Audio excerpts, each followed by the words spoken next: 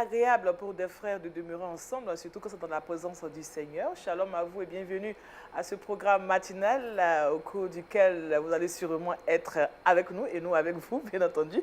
Et ce matin, nous sommes avec le pasteur Oba Samuel. Shalom, pasteur. Shalom, ma soeur, que Dieu te bénisse. Amen. Vous allez bien? Très bien. Bien réveillé ce matin. Très bien réveillé ce matin. Avec les souris, qu'est-ce qu'il nous cache? Ah, c'est la grâce de Dieu. Amen. Avec tout à l'heure, nous allons méditer la parole de Dieu et le thème de notre méditation est l'offrande agréable à Dieu. Déjà, on peut se préparer pour cette méditation, mais nous allons faire un coucou à notre frère Jean-Richard. Shalom. Bonjour Daniel et shalom à tous. Pourquoi tes yeux brillent ce matin comme ça? Ah bon? Je ne savais pas. Ça cache vraiment, ça augure de bonnes choses, hein? La joie. Pas? Pourquoi pas? On est bien réveillés. Et aujourd'hui, on aura quoi Culture au menu? Actu, Oui. et le saviez-vous? Dans Culture Actu, on parlera de la sortie de nouvelles chansons qui fait notamment l'actualité. Et puis dans le saviez-vous, on ira en Malaisie pour parler de la situation des chrétiens dans ce pays. Ah d'accord, parce que ça c'est pas très bon la situation. Ah, vraiment. Dieu fera. Elle est là, Félicia. Shalom. Bonjour Daniel. Bien réveillée? Oui, ça va très bien. Quelles sont les nouvelles? Tout va bien, le Seigneur est bon. Amen. Avec toi, ce sera le truc box. On parlera de 5 bonnes astuces. 5 bonnes raisons. Raisons, d'accord. Voilà. 5 bonnes raisons pour lesquelles nous devons consommer du citron. Le citron. Voilà, c'est très bon pour la santé. C'est très bon pour la santé. Je te dirai tout. D'accord, bon, je ne vais pas poser plus de questions. Ça sera donc à la rubrique. Le truc boss, et comme nous sommes mardi, on parlera santé avec notre spécialiste du jour, le professeur Nguessan Yapi Francis. Shalom. Shalom. Bienvenue sur ce plateau. Bienvenue. Très heureux aussi d'être avec vous ce matin, Ça va? par la grâce de Dieu. Et avec vous, on parlera d'intoxication. D'intoxication, prise de produits qui réagit mal à l'organisme. Donc on dit que ce produit est toxique. C'est récurrent de nos jours, hein, l'intoxication. Oui, très fréquent. Partout, des gens l'usent parfois pour tenter de se suicider. D'autres aussi, c'est de façon accidentelle. C'est ça. Mais c'est très fréquent dans notre pratique.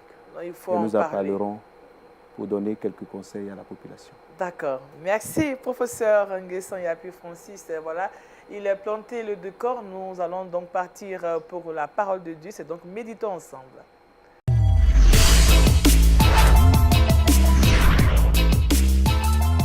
Pasteur, nous nous tournons vers vous. L'offrande agréable à Dieu. Amen. Comme dirait l'autre, c'est l'argent. D'accord. Ou c'est quoi? Ok, vous avez déjà planté les décors. D'accord. Je voudrais qu'on lise la parole de Dieu. Ok. Et donc, le texte de base que je voudrais partager avec nos auditeurs, c'est Romains chapitre 12, le verset 1 jusqu'au verset 2. Et je lis la parole de Dieu. L'apôtre Paul dit ceci: je vous exhorte donc, frères, par les compassions de Dieu, à offrir vos corps comme un sacrifice vivant, saint et agréable à Dieu, ce qui sera de votre part un culte raisonnable. Ne vous conformez pas au siècle présent, mais soyez transformés par le renouvellement de l'intelligence, afin que vous discerniez quelle est la volonté de Dieu, ce qui est bon, agréable et parfait. Parole du Seigneur. Amen. Amen. Ce matin, j'ai voulu partager ce texte avec vous parce que tout le monde sait que quand on parle d'offrande, la première réaction que nous avions, c'est l'argent. Et je dis bien, l'argent fait partie de l'offrande. Il faut donner à Dieu. Amen. Amen. Il faut donner beaucoup à Dieu. Il faut donner de façon qualitative. Mais ce dont je veux parler avec vous, c'est un autre aspect de l'offrande. On peut offrir à Dieu une voiture, c'est un bien matériel. On peut offrir à Dieu son temps matériel. Mais le texte que l'apôtre Paul nous donne ici, il dit dans ce texte, dans le verset 1, quand il dit « je vous encourage », donc frère, ça veut dire qu'il a cité plusieurs éléments de l'offrande. Il sait que c'est important d'offrir de l'argent à Dieu, de donner beaucoup à Dieu. Mais il y a un élément que beaucoup de chrétiens n'arrivent pas à donner au Seigneur, que Dieu recherche, c'est leur corps. C'est une offrande particulière. Et dans la pensée chrétienne du corps, il y a un autre aspect que moi je veux partager avec vous, c'est le cœur de l'homme. Dieu, il a besoin de notre argent. Mais la Bible dit que dans Agé déjà, l'or et l'argent lui appartiennent. Et ça, on doit le savoir. Amen. Dieu n'a pas besoin de notre argent. Il veut que nous le donnions dans la maison de Dieu pour que ça puisse nous servir, pour les veuves, les orphelins, et puis les serviteurs de Dieu. Mais en même temps, ça puisse servir pour l'avancement de l'œuvre de Dieu, pour la missiologie. Donc quand on dit offrez votre corps comme un sacrifice vivant, Dieu nous rappelle par l'apôtre Paul que au-delà de tous ces aspects-là, Dieu attend que la façon dont nous venions à lui, ce soit de façon qualitative. Aujourd'hui, je fais un break et je regarde dans ce texte, il dit d'offrir notre corps comme un sacrifice vivant. Voyez-vous, le sacrifice, déjà, c'est une offrande. Mais il dit vivant. Ça veut dire qu'on a déjà dépassé les autres éléments que nous savions déjà. Notre corps doit être vivant. La façon dont nous rentrons à l'église. Je suis pasteur, je vois mes fidèles peut-être rentrer à l'église. Ils ont fait peut-être toute la semaine, ils sont allés au travail. À 6 h du matin, ils courent pour aller travailler. Ils veulent être à l'heure au travail. Ils vont dans leurs activités personnelles à l'heure. Mais quand il s'agit de venir à l'église dimanche, leur offrande pour Dieu, en termes de corps, en termes de cœur, est nonchalant. Les gens marchent, ils viennent en retard. À peine ils arrivent à l'église, ils commencent à dormir. C'est d'eux que l'apôtre Paul parle. Votre corps n'est pas offert à Dieu comme un sacrifice vivant. C'est un sacrifice mort. Parce que quand vous faites la différence entre la façon dont vous allez au travail, avec la vivacité, vous programmez à la veille ce que vous devez porter pour aller au travail et tout, mais quand vous arrivez à l'église, l'apôtre Paul nous dit, notre sacrifice n'est pas vivant. Gloire à Dieu. Amen. Gloire à Dieu. Amen. Et il va plus loin, il dit que c'est un siècle. Et j'ai dit, quand il parle de siècle, nous sommes aujourd'hui au 21e siècle, ça veut dire qu'il y a eu plusieurs siècles qui sont passés. Nous ne sommes plus à l'ère de l'Antiquité, nous ne sommes plus à l'ère de la Renaissance, nous sommes à l'ère du numérique. Aujourd'hui, quand on parle du numérique, ça veut dire que les chrétiens aujourd'hui, ils ont leur Bible qu'ils ne lisent pas. Ils ont leur portable qu'ils ont et ils ont tout dedans, au point où ils peuvent regarder même un message par Internet. Ils peuvent te dire, dimanche, je n'ai pas besoin d'aller à l'église. C'est de vous que l'apôtre Paul parle. Il dit, offrez votre corps comme un sacrifice vivant. Bien qu'on ait l'Internet, bien qu'on ait la Bible dans notre portable, le numérique et autres, mais Dieu a besoin de nous pour que nous allions à l'église, nous soyons là le dimanche, nous soyons là le mardi, nous soyons dans le programme de l'église. C'est de cela qu'il est en train de parler, d'offrir notre corps comme un sacrifice vivant.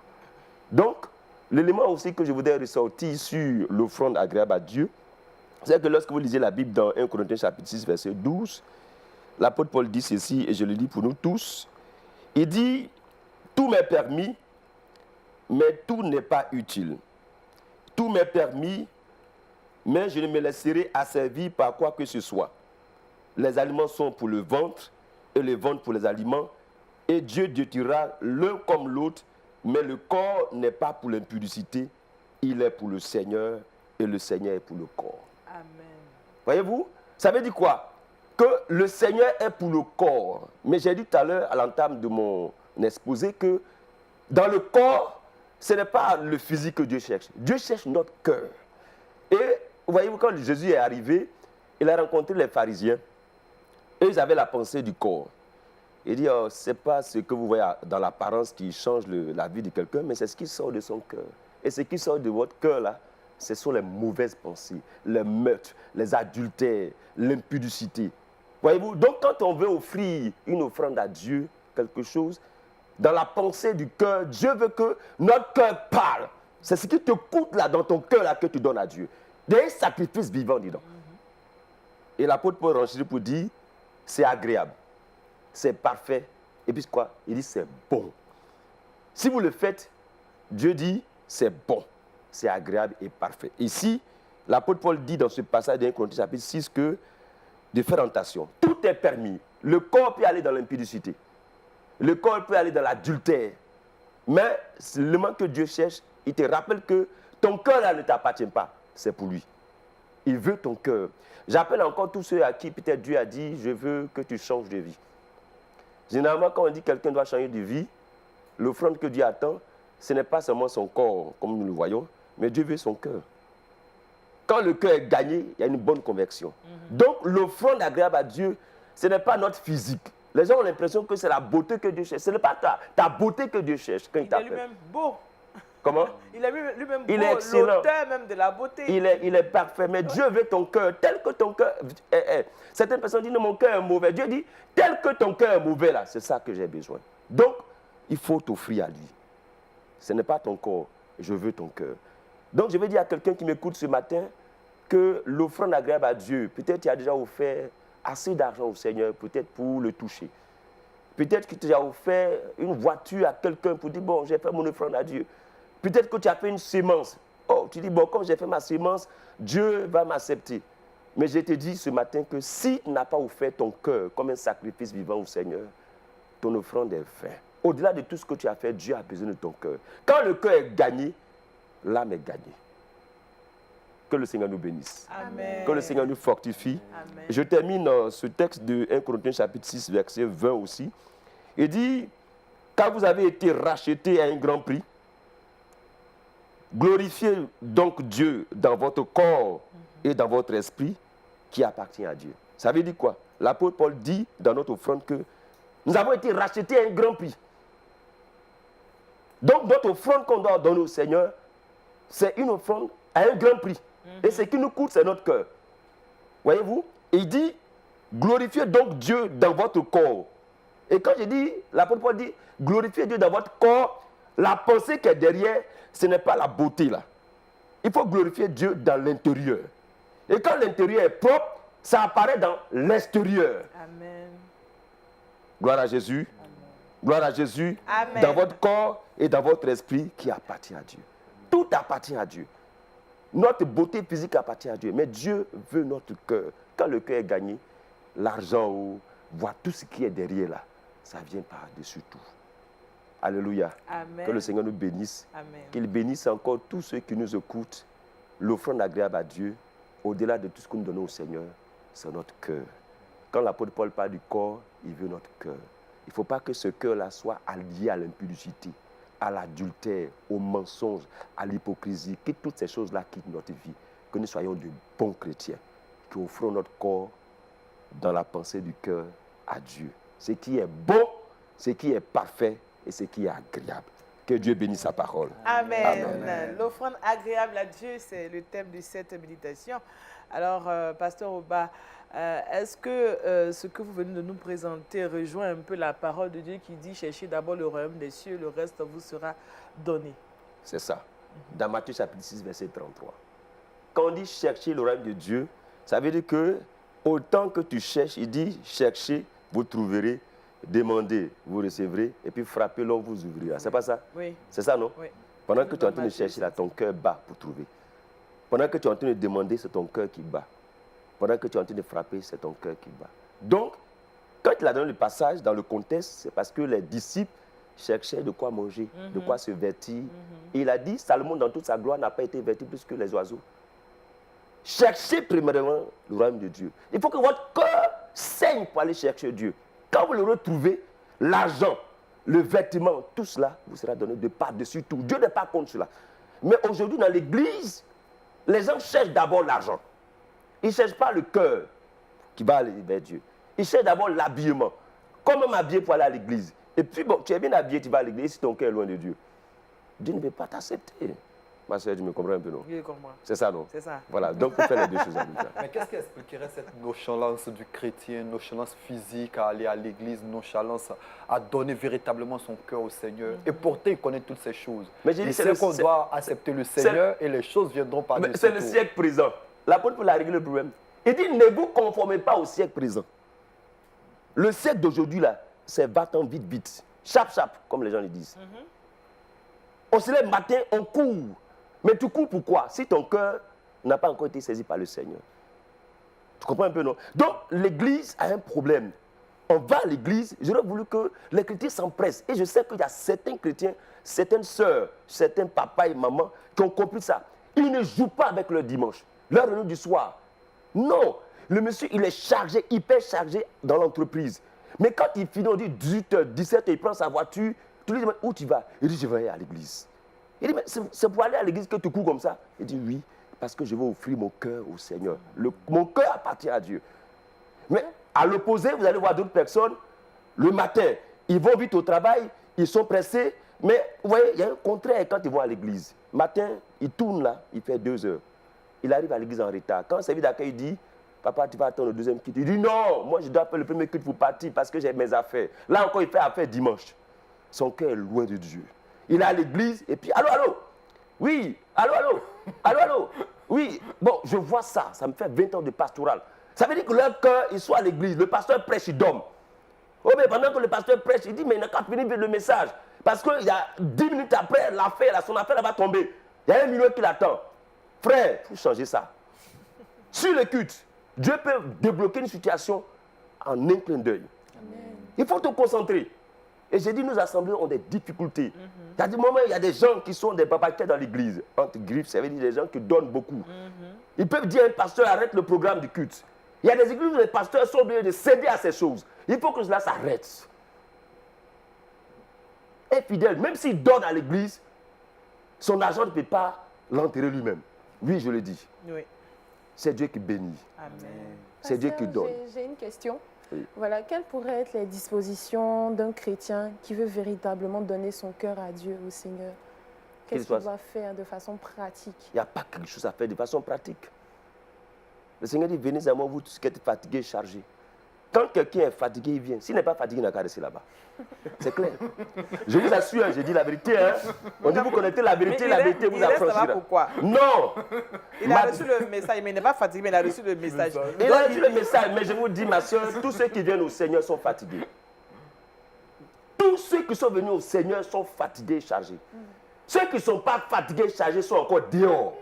C'est ce que je t'ai dit. En train de courir. En train de s'amuser. Je vous dis, quelqu'un est fatigué, il vient à Jésus. C'est clair. Il est chargé, il vient à Jésus. S'il n'est pas chargé, il n'est pas fatigué, il ne viendra jamais. Ouvrez vos yeux et puis regardez. Mais est-ce qu'il y a quelqu'un qui n'est pas fatigué et chargé aujourd'hui? Je t'ai dit, il y a des gens qui sont fatigués et chargés. C'est pourquoi vous les voyez dans les bars, vous les voyez dans les... Un matin, il va courir. Il va venir se confesser pour dire, ce que je faisais, je pensais que c'est maintenant là que je suis chargé. Je veux me décharger sur le Seigneur. Ce que je t'ai dit là, c'est la vérité biblique. Donc aujourd'hui, le pasteur force des gens. Non, moi j'ai fait ça. Au début de ma conversion, je forçais les gens pour dire, donne ta vie à Jésus. Il n'est pas encore fatigué. Jean chapitre 6, verset 44 dit, personne ne peut venir à Dieu si le Père ne l'attire. Retenez ce passage. Jean 6, 44. Ça veut dire que Dieu a déjà programmé des choses. Il appelle des gens, il dit, viens. La personne n'est pas encore prête. Mais si vous voyez quelqu'un venir et qui dit, je donne ma vie à Jésus dans un appel, ça veut dire que le Seigneur a déjà opéré quelque chose dans le ciel. Son cœur a été déjà scellé par le Seigneur. Maintenant, quand il vient, nous ne voyons que la personne physique. Ça veut dire qu'il y a une transformation qui a été faite. Maintenant, les autres choses là, c'est l'affermissement. C'est ça. Ma soeur, tu as compris? C'est pour te répondre. Hein? Retiens ça. Venez à moi, vous tous qui êtes fatigués. Si quelqu'un n'est pas fatigué, il ne faut pas le fatiguer. Dis, frère, il faut continuer. Un matin, il va venir te dire, je suis fatigué. Un jour, Il va te dire, je suis chargé. Qu'est-ce que Jésus peut faire pour moi? Voilà. À ce moment, tu dis, le Seigneur a tout opéré dans Jean 6, 44. Seigneur, que ton nom soit béni, tu as déjà préparé ce frère-là. Je vais l'affermir maintenant.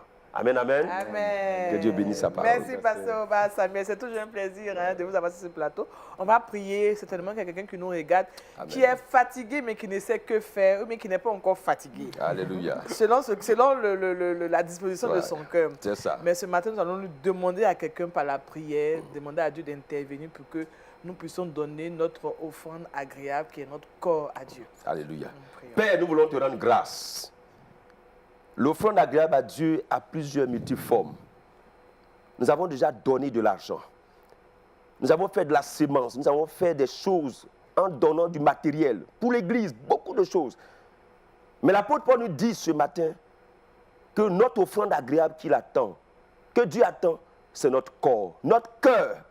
Et Jérémie le renchérit, Seigneur, dans Jérémie chapitre 17, verset 9. Le cœur de l'homme est tortueux de par-dessus tout. C'est Dieu seul qui peut le changer. Seigneur, change notre cœur. Je parle à quelqu'un ce matin, que le cœur de cette personne soit transformé, afin que son offrande soit agréable à Dieu. L'offrande véritable, c'est notre cœur. Bénis ta parole. Bénis tous ceux qui nous ont écoutés, qui hésitent encore. Bénis tous ceux qui sont chargés, qui sont découragés. Seigneur, décharge-les. Tu les as déjà appelés. Et je prie que tu transformes leur vie au nom de Jésus-Christ. Merci Seigneur pour ta parole. Au nom de Jésus-Christ que j'ai prié. Amen. Amen. L'offrande agréable à Dieu tirée de Romains chapitre 12, verset 1 à 2. C'était le test de base. Merci au pasteur Oba Samuel. Nous allons maintenant changer de sujet. parler maintenant d'actualité culturelle et c'est tout de suite avec Jean-Richard, Culture Actu.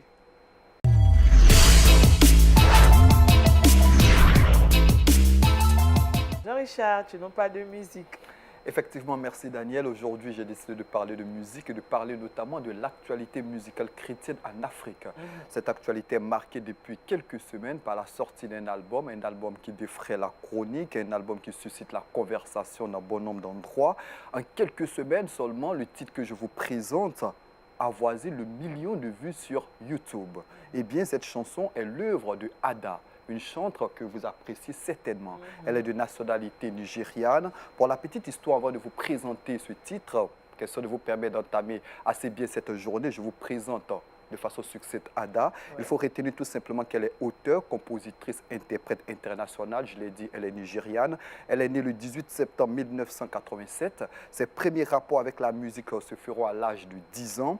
Elle est chanteuse, notamment dans plusieurs chorales. Elle débute sa carrière musicale professionnelle en 2009. C'est au début de cette carrière professionnelle que ses vidéos vont lui permettre d'avoir l'aura au niveau international en raison des qualités de ses vidéos. Son premier album sort donc en novembre 2009, Indéniable. Ensuite sort le deuxième album en 2013 et puis le troisième album en 2017, Future Noun. Le disque va remporter plusieurs prix. Elle sera à l'origine de plusieurs prix, notamment au plan international comme au Nigeria. Mais son actualité, je l'ai dit, est marquée par son quatrième album qui est sorti fin avril 2019. Et je l'ai dit, le titre phare de cet album fait l'actualité un peu partout en Afrique sur les réseaux sociaux. Et le titre de cette chanson que je tiens à proposer à toutes ces personnes qui nous regardent ce matin, c'est Final Say. Jésus a le dernier mot. Qu'importe la souffrance, qu'importe la disette, qu'importe les difficultés de ta vie au quotidien, qu'importe tout ce que tu rencontres dans ta vie, Jésus a le dernier mot. C'est une interpellation, c'est une invitation, c'est un album qui se veut comme une sorte d'évangélisation aujourd'hui dans cette société où plusieurs personnes sont en proie à la difficulté. Elle essaie d'interpeller et c'est ce titre que je tiens à présenter à quelqu'un qui peut-être est dans la souffrance ce matin. Écoute ce titre, Final Say de Ada. Your love never runs out. It's deeper than the endless sea. Your glory never fades out. You're the one that we adore. Oh, oh, the one that we adore. Oh, oh, King of the universe, Jesus, you have the final say. We have seen your faithfulness. You are who you say you are. Your word will never fail. You have the final say.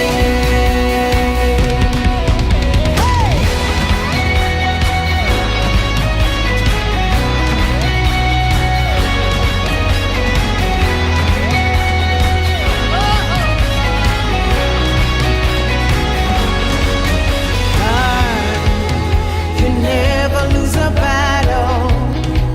In your name we have overcome. Nothing can conceal. Ada, elle a de très beaux clips, hein, ça il faut le dire. Et c'est une personne qui évolue au fil du temps et on apprécie vraiment ses chants. Et ce dernier titre vraiment m'impressionne. Hein, Effectivement. parce que- Seulement 10 ans sur le devant de la scène internationale africaine, mais déjà, elle a cette capacité-là de se renouveler chaque Oui, fois. oui. Chaque fois qu'elle sort un album, elle essaie d'interpeller le corps de Christ, c'est cela sa particularité. Elle essaie d'allier les musiques traditionnelles nigérianes aux nouveaux sons qui sont le pop, la musique rock, et cela plaît très bien à bon nombre de personnes. C'est une artiste qu'il faut saluer. Seulement 4 albums, mais déjà, elle s'impose comme celle-là même qui porte en quelque sorte le flambeau du gospel au féminin en Afrique. Ouais. En tout cas, félicitations à elle. Pasteur, la musique, Ada, ça peut aider quelqu'un à changer de vie? Oui, c'est un moyen d'évangélisation. Ouais. Et Surtout puis bon, avec ce clip qu'on vient de voir. Hein. très bien, ça change. Hein. La musique a fait, moi je peux dire au niveau des arts, la musique est au top. Pour quelqu'un qui est fatigué, la musique peut l'aider à venir. Allez, on dit la musique déjà a-dessus les mœurs. Déjà, c'est déjà gagné. Et puis encore, la musique chrétienne est en train de prendre l'ascension. C'est déjà bon. Voilà. Bon. Surtout ce pays-là, ils ont déjà réussi. Hein. Voilà. Et j'encourage aussi les pays francophones à le faire aussi. À le faire. C'est ça. Alors, professeur, la musique... C'est vraiment... Même à l'hôpital, on fait la musicothérapie. Ah bon? Oui, pour des patients. On aura l'occasion d'en parler un jour. Oui.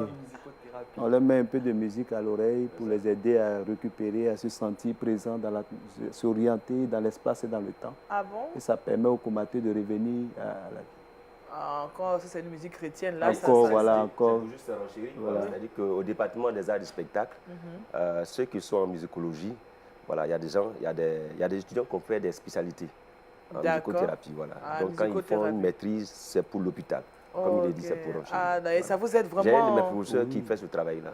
Voilà. Dans le traitement de vos malades? Oui. Il y a eu plusieurs malades comme ça qui ont reçu de la musique chrétienne. Nous, on profite, comme j'ai l'honneur de diriger le groupe biblique des hôpitaux, nous, on profite pour mettre en même temps quelques musiques chrétiennes et tout ça dans l'oreille de ces patients. Je pense que ça fait beaucoup de bien. Ah, gloire à Dieu. Gloire à Dieu. Merci Jean-Richard vraiment pour ce titre de Ada. Tu vas nous rappeler le titre? Final C, qui fait l'actualité sur YouTube. Vous avez la possibilité de le revoir. C'est vrai que vous l'avez vu tout à l'heure, mais vous avez la possibilité de le revoir sur bon nombre de plateformes. Déjà, le million de vues en quelques semaines, c'est pas rien pour une artiste chrétienne. C'est cela. Chapeau, et puis gloire à Dieu. Voilà, c'est ça aussi Wake Up, vous apporter des informations, mais aussi vous aider à pouvoir vous relever. Hein, si vous nous prenez en marche, vous faites bien, vous avez choisi ce qu'il faut pour démarrer votre journée. Et nous parlions d'actualité culturelle avec Jean-Richard. Maintenant, nous allons changer de cap et maintenant, c'est la santé, la bonne santé.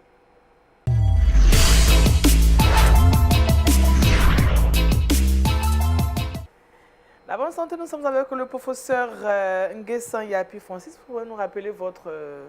comment on dit votre spécialité? Voilà. Je suis médecin anesthésiste réanimateur. Ah, d'accord. Et avec vous, on va parler d'un fait assez récurrent qui se passe souvent à la maison, l'accident domestique, qui fait partie de ces accidents domestiques, c'est-à-dire de l'intoxication. Comment présenter l'intoxication? Qu'est-ce que c'est? Quand on parle d'intoxication, c'est quelque chose que l'organisme ne supporte pas. Donc c'est toxique. Par la prise, soit par voie digestive, soit au niveau cutané, au niveau des yeux, mais d'un produit que l'organisme ne supporte pas, qui donne à l'organisme de réagir. On dit que ce malade est intoxiqué. Alors, parlons un peu de l'intoxication au niveau cutané. Ça, c'est... Effectivement, la peau, vous voyez que quand on met de la pommade, ça a des effets sur la peau. Mais en plus des effets sur la peau, certaines pommades rentrent encore à l'intérieur des corticoïdes avec tous les différents effets qu'on décrit. Donc, il y a aussi des médicaments tels que les pesticides. C'est comme même dans nos maisons, lorsque vous ventilez les insecticides. Oui, pour éradiquer, voilà, pour éradiquer les bestioles, les insectes.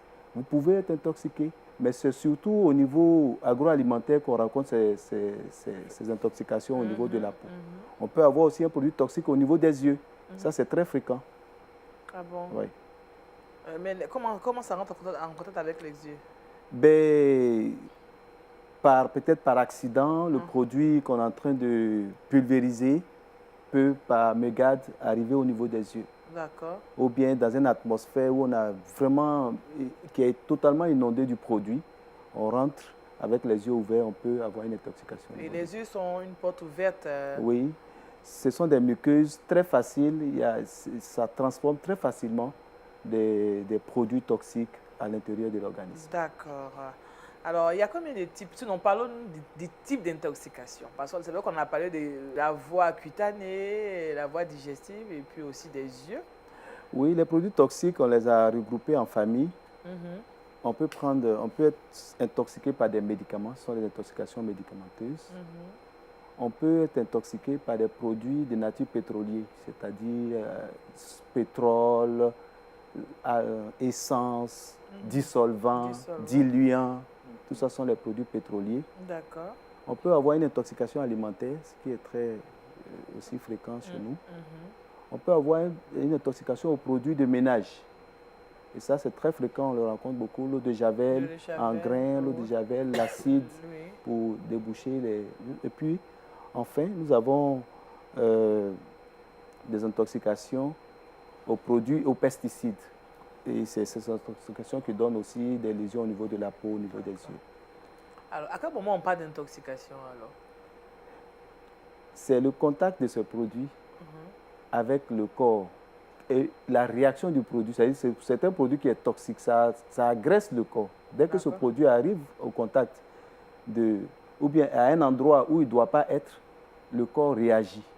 On dit que ce malade est intoxiqué. Intoxiqué. Alors, on va aller cas par cas. On a parlé d'intoxication médicamenteuse. Alors, comment vous savez que quelqu'un a été intoxiqué avec des médicaments?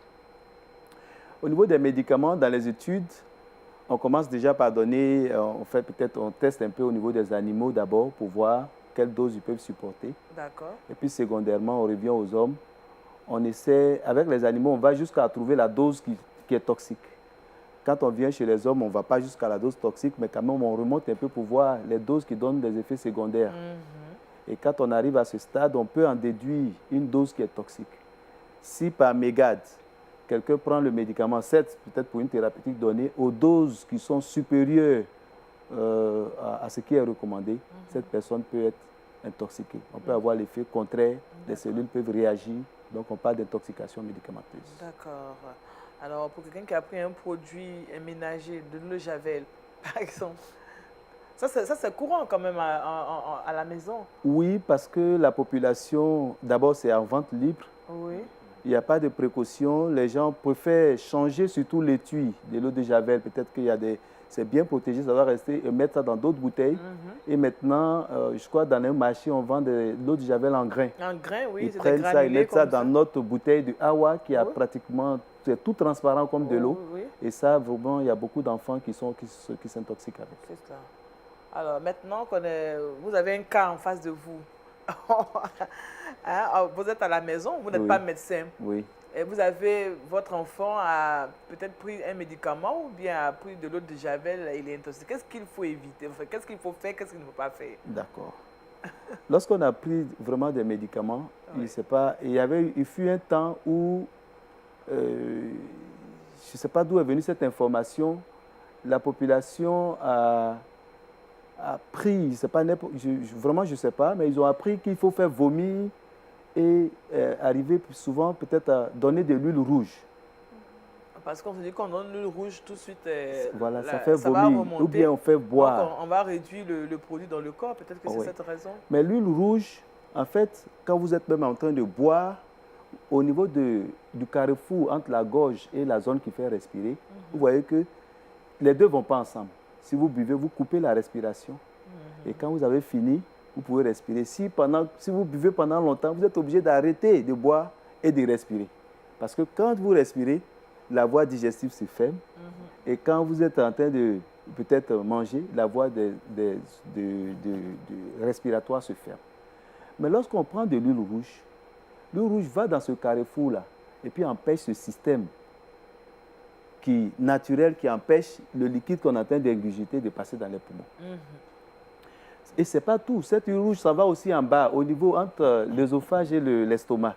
Il y a un petit pertu qui ferme bien l'estomac, qu'on appelle le cardia. L'huile rouge, comme c'est de l'huile, c'est très gluant, ça va empêcher l'étanchéité de ce cardia-là. Donc, facilement, quand l'estomac se contracte comme pour digérer, le produit dans l'estomac revient au niveau de la trachée. Malheureusement, le carrefour n'a plus son efficacité. Et tout le produit dans l'estomac, c'est une acidité qui est pratiquement semblable à ce qu'on a pour déboucher nos WC. 2%, oui. Et donc, tout ce produit acide de l'estomac descend dans la trachée, ça crée des dommages. Ça crée plus de dommages même que le produit qu'on a pris pour s'intoxiquer. C'est pour cette raison que je suis là sur ce plateau, pour déconseiller à la population la prise d'huile rouge dans un but de faire vomir, parce que ça crée plus de dommages que l'intoxication en elle-même. Mais qu'est-ce qu'il faut faire? Est-ce qu'il est conseillé de faire vomir la personne Il n'est pas conseillé de faire vomir, il n'est pas conseillé même de faire boire, parce que l'eau va diluer bien le produit et puis aider à son passage pour aller encore aggraver les signes. c'est peut-être parfois à la maison, s'il y a quelque chose à conseiller, c'est peut-être le charbon végétal, le produit, le charbon. Le charbon noir, là? Oui, mais ce n'est pas notre charbon à nous, on vend ça en pharmacie. En pharmacie. Voilà, on peut l'avoir peut-être sur soi lorsqu'on prend des médicaments, mais ça n'a pas une indication partout. En cas d'eau de javel ou bien d'acide, il est conseillé de ne rien faire, de transporter tranquillement celui qui a été intoxiqué à l'hôpital. Parce que l'organisme a son mécanisme naturel de défense qu'il ne faut pas perturber. Okay. Mais comment utiliser ce charbon végétal là, alors? À quelle occasion faut l'utiliser? On l'utilise généralement lorsqu'on a pris des médicaments. Ok. Son rôle, c'est que ça va se mettre au niveau de l'estomac avec le médicament. C'est aussi un truc assez solide. Oui. Et il empêche l'estomac de faire passer pour qu'il soit absorbé. Donc, il fait durer le processus d'absorption. Et ça donne le temps à l'hôpital pour nous d'arriver à l'hôpital, de faire des manœuvres, c'est-à-dire de mettre un tuyau jusqu'à l'estomac et laver l'estomac pour évacuer le produit toxique. D'accord. Donc, on a un enfant à la maison qui est intoxiqué, il faut le prendre et puis l'emmener à l'hôpital sans rien faire. Il faut le prendre, il faut l'envoyer à l'hôpital sans rien faire. Sans rien faire. Sans rien faire. Sans avoir le tapoter quelque part, quelque chose, non, rien. S'il ne respire pas, en fait, oui. Le produit peut, dans sa toxicité, entraîner des difficultés pour respirer ou bien peut plonger l'enfant dans un coma. Dans ce cas, c'est la mesure commune qu'il faut faire. Si l'enfant ne respire pas, il faut faire ces mesures de secourisme, c'est-à-dire le faire respirer, souffler dans sa chose, ce qu'on appelle le bouche à bouche. Le bouche à bouche, oui. Le bouche à bouche, souffler dans sa gorge et le laisser respirer. Mais le bouche à bouche aussi a obéi à un certain principe. En fait, c'est l'air. Lorsqu'on nous inspirons, l'air part peut-être de l'extérieur pour aller dans notre poumon. La majeure partie se met dans les poumons, mais au tout début, toute la trachée, il y a de l'air pur, l'air naturel. Donc, quand on est en train de peut-être faire de bouche à bouche à quelqu'un, c'est l'air de début qu'on met. On ne va pas jusqu'à vider son poumon dans le poumon de Donc là l'enfant. aussi, il faut respecter... Voilà, il faut respecter des règles. Il y a des cours de secourisme que nous avons vraiment initiés pour la population. D'accord. Ce qui pourrait vraiment faire du bien. Donc, il faut le faire respirer et puis il faut faire aussi le massage cardiaque quand son cœur ne bat pas. Mais s'il respire, il faut le mettre dans une position latérale, le coucher sur le côté. On appelle la position latérale de sécurité. Ouvrir sa bouche pour qu'il puisse bien respirer. Dégager l'espace. Parfois, dans l'amitié ou bien avec les sentiments, nous attroupons autour de ce... On veut voir ce qui se passe. On veut voir ce qui se passe. Avec les bavardages parfois. Voilà. Et cette atmosphère, ça veut dire plein de jambes autour, dégage en dessous où le malade est couché, une zone où il n'y a même pas d'oxygène. Donc, il faut bien libérer pour que le malade puisse respirer et puis appeler le secours ou bien transporter d'urgence l'enfant. Quels sont généralement les cas qui sont soumis à votre expertise, généralement? Généralement, surtout chez les enfants, ce sont les intoxications accidentelles et seulement avec les produits ménagers. Et puis des produits pétroliers. Les enfants qui prennent du pétrole ou bien l'eau de javel et l'acide. La plupart, chez les enfants, c'est tout ce qu'on rencontre. On peut guérir d'une intoxication? On peut guérir de l'intoxication parce que les produits eux-mêmes donnent des réactions qui font que l'enfant ne boit pas beaucoup. L'acide, c'est très... Vraiment, c'est irritant. D'accord. C'est irritant, il ne peut pas prendre plus de 2 gorgées. Déjà, l'acide, c'est bon. L'eau de javel, ça ne donne absolument rien. On ne voit rien même là. Il donne des lésions assez profondes.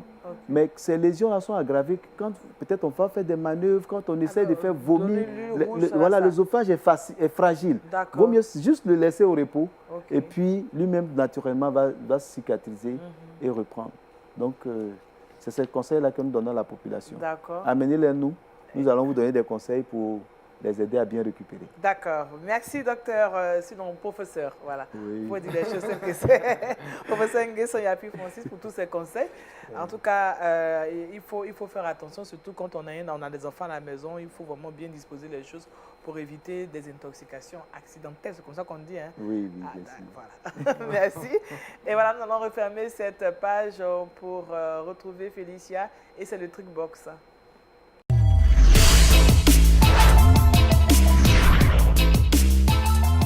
Shalom encore. Shalom, Daniel. Alors, ça, tu nous donnes des astuces avec le citron. Exactement. Ça peut aider à... Donc, on peut prendre le citron pour aussi, quand on est intoxiqué, non? il est acide, c'est de l'acide ascorbate, c'est très riche en vitamine C, mais il est acide. Le citron, je ne sais pas, il va vous donner beaucoup de propriétés sur ce citron, je ne veux pas vraiment l'empêcher de nous donner tout ce On va la qu'elle laisser sait. nous donner les propriétés, Voilà. et puis vous allez Et venir après, ensuite. vous allez compléter. D'accord, donc aujourd'hui, je vais parler du citron. Comme le docteur le disait, le citron possède beaucoup de vertus. J'ai choisi 5 raisons pour lesquelles nous devons tous consommer le citron. Y compris le pasteur. Hein. Oui, le pasteur doit C'est consommer plus le citron. important pour le pasteur. Ah, d'accord. La première des raisons, c'est parce que le citron aide à éliminer les odeurs corporelles tenaces. On sait très bien que lorsque on a des mauvaises odeurs sur nous, on peut prendre une tranche de citron, les mettre dans les aisselles et puis on va voir que les odeurs vont disparaître. D'accord. Donc je trouve que c'est quand même une bonne raison pour consommer le citron. Ce n'est Première pas seulement raison. consommer, je veux dire, de façon alimentaire ou dans la bouche, mais aussi on peut utiliser Pour le notre corps. D'accord. La deuxième des raisons que je vous donne, c'est à cause du fait que le citron soit un antioxydant. Et comme le citron est un antioxydant, sa consommation régulière vous fera paraître plus jeune. Si vous consommez beaucoup de citron, vous allez paraître plus jeune avec le jus de citron que vous prenez à jeûne chaque matin et tout. Ah là, de je, façon là, je comprends régulière. maintenant, je comprends tout, Félicia. Ok, c'est vrai que je n'ai pas encore fini, mais ça, c'est une raison vraiment. Voilà, que c'est je... une très bonne raison, en tout cas pour les femmes. D'accord, La d'accord. troisième des raisons que je vous donne aujourd'hui pourquoi il faut consommer le citron, c'est parce que ça favorise la perte de poids. Voilà, donc il est souvent associé au régime. On voit très souvent des régimes à base de citron et tout. C'est parce que le citron est riche en pectine, voilà. Et le pectine, c'est un coupe-faim très efficace. D'accord. Voilà. Donc, la quatrième des raisons, je vais aller très rapidement. Ah là, tu as à cause encore la du temps. quatrième maintenant. Hein. Voilà. Le citron relève le goût de certains aliments Ah comme oui, la là, viande je peux et l'attester. tout. Oui. Donc, en Vous êtes cuisine, d'accord, hein? Ouais. avec le chep, on utilise un peu de les hommes ont dit ouais. Jean-Richard, tu dis quoi? Oui ou non? Pourquoi, quand je vois les chips, la femme met un petit citron. Ah. Elle dit, vous voulez un petit citron. Quand je mets ça, c'est bien bon. dosé. Quoi. Oui, D'accord. c'est doux, ça relève le goût des aliments, donc il est vraiment très efficace. Et la dernière raison, pourquoi est-ce que nous devons consommer le citron, c'est parce que ça booste les défenses immunitaires. Voilà, donc lorsqu'on consomme le citron régulièrement, à cause du fait que ce soit riche en vitamine C, ça nous donne la force, ça donne la force à notre organisme pour pouvoir lutter contre les maladies. Voilà. Bravo, Félicia. Vraiment, je vais utiliser le citron tous les jours maintenant. Daniel, j'ai quelque chose quand même à ajouter. Il faut Vas-y, dire que pour des rapidement. personnes qui ont... Je suis pressée, oui. Voilà. c'est un petit conseil pour Oui. des personnes qui ont par exemple des remontées acides ou gastriques ou des personnes qui souffrent de maladies comme l'ulcère. C'est pas très conseillé d'abuser du citron. Voilà. Ah, mais comment on va faire, docteur? On L'ulcère, veut rester jeune. oui. Avec ce qu'on a eu à dire du citron. Mais on est une situation pareille, qu'est-ce qu'on fait? Oui, effectivement, il y a des... L'ulcère, on a deux variétés d'ulcères. Il y a d'abord l'ulcère aigu. Ce sont des périodes où tu as ta plaie et puis après, tu te sens bien. Vous ne sentez plus, vous n'avez plus de douleur. De À cette douleur. période, vous pouvez prendre Un du citron. peu de citron. Vous D'accord. pouvez Oui, aussi, le docteur. vous pouvez quand même prendre du citron. D'accord. Vous pouvez également même prendre le citron et puis prendre des médicaments qui empêchent les sécrétions acides. D'accord. Ok. On a ça en pharmacie, on peut vous le donner. Mais vraiment, c'est conseillé de certains produits que je conseille, j'atteste. Tous nos tests montrent que c'est l'un des produits les plus riches en vitamine C. Le citron. Oui. Oh, vraiment. C'est un Donc, bon produit. merci docteur pour votre appui. Alors, Félicia, tu vas nous rappeler rapidement les raisons pour lesquelles nous devons prendre le citron. Tu as dit 5 raisons. 5 raisons. La première Pour raison, le ça corps. aide à pouvoir éliminer les odeurs corporelles. Oui. Deuxième raison, ça booste le système immunitaire. Pardon. Ensuite, ça favorise la perte de poids. Oui. Une consommation régulière va vous permettre de vous sentir plus jeune et Oui. tout. Et puis, ça relève le goût de la nourriture. Comme le chepchen. Voilà. Merci Félicia. Nous refermons donc la page astuces, le truc box. Et nous allons nous tourner vers Jean-Richard. Le saviez-vous, c'est tout de suite.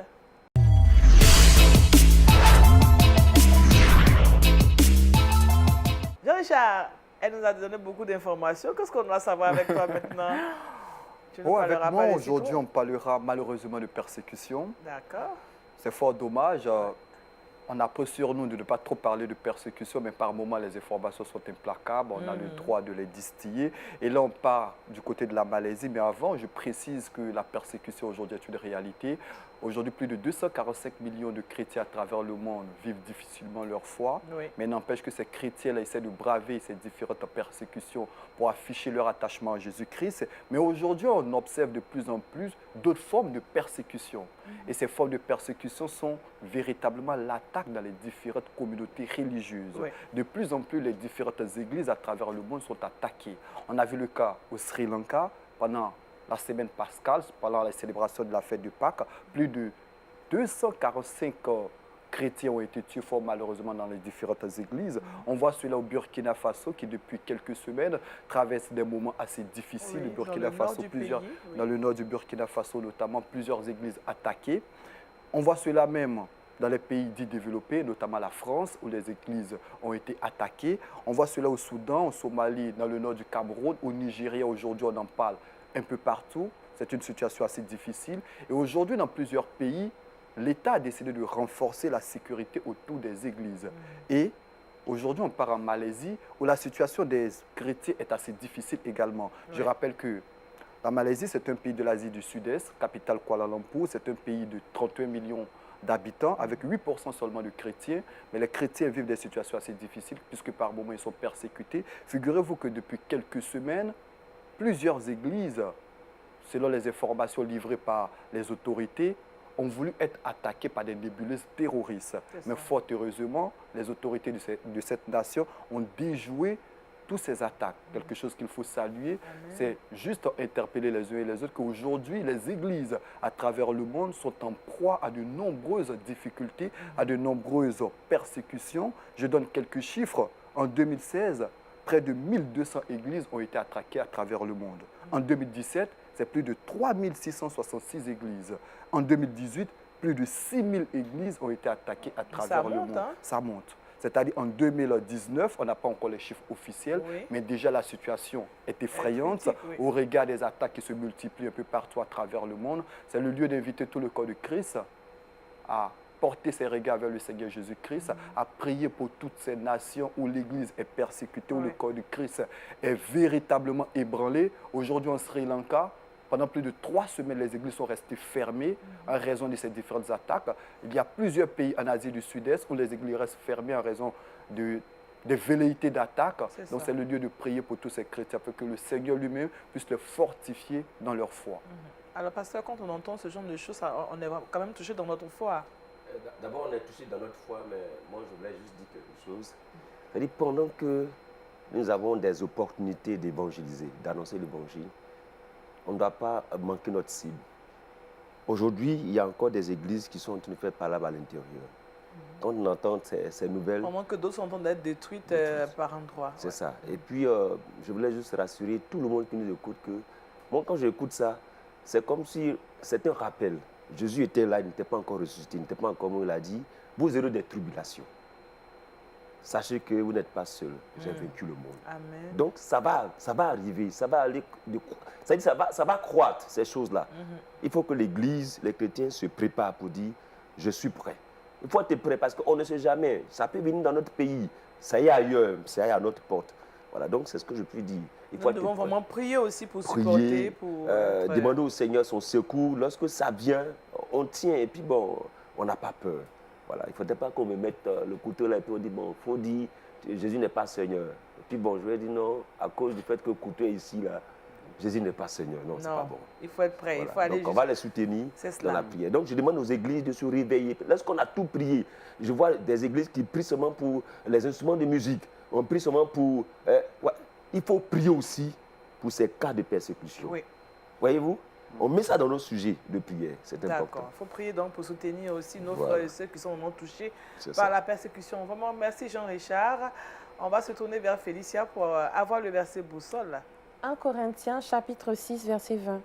Car vous avez été rachetés à un grand prix. Glorifiez donc Dieu dans votre corps et dans votre esprit qui appartiennent à Dieu. Je pense que c'est un mot d'ordre aussi pour chacun d'entre nous au cours de cette journée. Nous devons glorifier Dieu parce que notre corps est le temple du Saint-Esprit. Nous ne devons pas l'oublier. Merci vraiment au pasteur Oba Samuel pour la méditation. Merci au professeur Nguessan Francis Yapi. Voilà, vous êtes anesthésiste. Avec vous, nous allons parler de l'intoxication. Merci à Félicia et aussi à Jean-Richard pour toutes ces informations. Merci à toute l'équipe. Nous vous souhaitons de passer une excellente journée, surtout à l'abri du Saint-Esprit. Que Dieu vous bénisse. Au revoir.